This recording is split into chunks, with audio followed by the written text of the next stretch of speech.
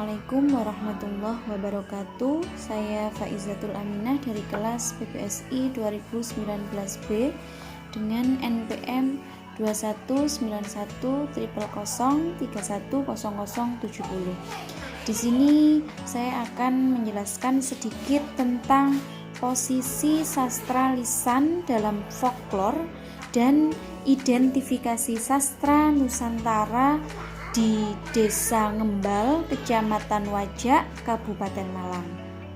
Nah, yang pertama di sini saya akan menjelaskan tentang latar belakang.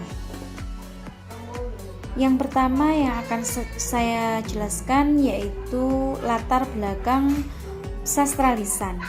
Sastra lisan itu merupakan bagian dari kebudayaan yang tumbuh dan berkembang di tengah-tengah masyarakat pemiliknya sebagai milik bersama yang isinya mengenai berbagai peristiwa atau kebudayaan masyarakat. Bahwasanya sastra lisan itu bagian dari folklore.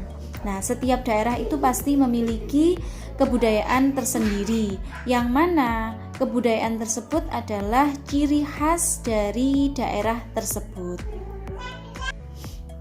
Selanjutnya, posisi sastra lisan dalam folklore menurut beberapa ahli. Yang pertama, menurut James Dana Jaja, itu menyebutkan bahwa folklore sebagai budaya kebudayaan suatu kolektif yang tersebar dan diwariskan secara turun-temurun. Di antara kolektif macam apa saja, secara tradisional dalam versi yang berbeda, baik dalam bentuk lisan maupun contoh yang disertai dengan gerak isyarat atau alat pembantu pengingat. Nah, sebagian orang menyebut folklore itu sama dengan tradisi lisan. Kalau menurut Amir, tradisi lisan itu tidak hanya dalam bentuk tuturan, tetapi juga dalam bentuk sastra dan seni, serta aspek kelisanan lainnya.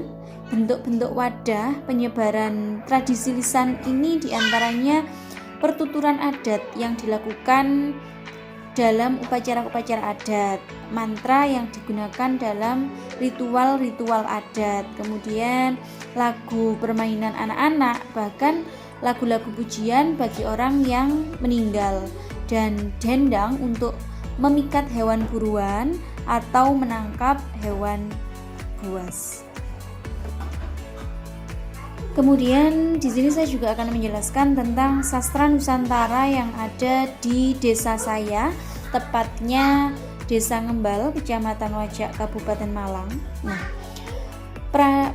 pada tradisi masyarakat Ngembal itu mantra telah masih berkembang pada zaman nenek moyang hingga sekarang. Nah, menurut Ahmadi dalam buku Bahadur dan Ediono tahun 2017 halaman 26 itu bahwa mantra itu merupakan bagian dari magis yang memiliki tujuan. Di sana ada 3 tujuan. Yang pertama tujuan produktif, yang mana bertujuan menghasilkan, menambah kemakmuran dan kebahagiaan seseorang. Yang kedua tujuan protektif, yang mana tujuan ini melindungi sesuatu dari hal-hal yang berbahaya atau merugikan.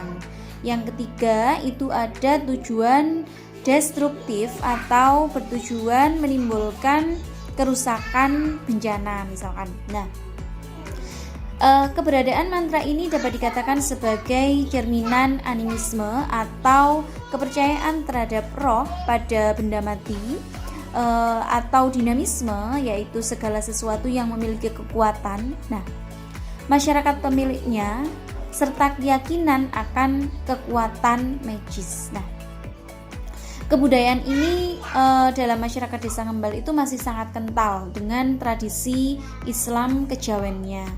Nah, salah satunya yaitu yang masih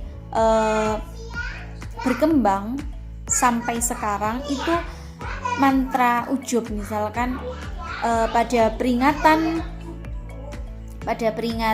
hari besar itu terdapat 2 orang yang dipercaya untuk memimpin jalannya peringatan. Nah, orang pertama di situ bertugas sebagai imam, yang mana dia itu mengatur jalannya acara secara Islam, atau bisa disebut dengan imam tahlilan. Nah, dan orang yang kedua ini bertugas sebagai tetua yang mengatur jalannya acara berdasarkan adat Jawa. Nah, tetua atau sesepuh di sini itu mengucapkan mantra yang disebut dengan ujub untuk mengikrarkan berkat setelah imam pertama menyelesaikan tugasnya. Jadi setelah imam itu membacakan tahlil, itu kemudian diselingi, kemudian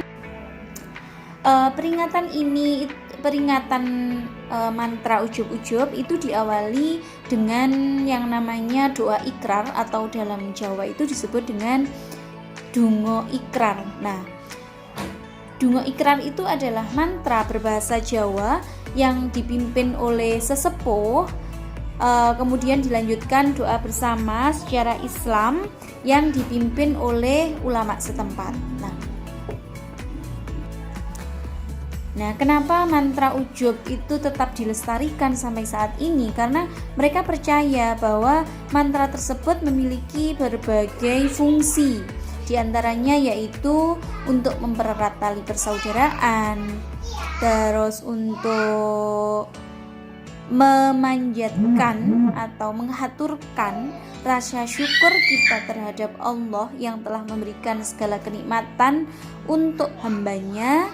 Nah, selain itu juga sebagai media interaksi antara makhluk hidup dengan Tuhannya, dan sebagai kearifan lokal juga. Nah, mantra tersebut dilestarikan sebagai wujud menghargai tradisi warisan dari nenek moyang yang membabat alas di tanah desa ini, tepatnya Desa Ngembal, Kecamatan Wajak, Kabupaten Malang. Mungkin cukup itu yang bisa saya jelaskan. Apabila ada salah kata, baik disengaja maupun tidak, saya mohon maaf yang sebesar-besarnya. Saya akhiri, wassalamualaikum warahmatullahi wabarakatuh.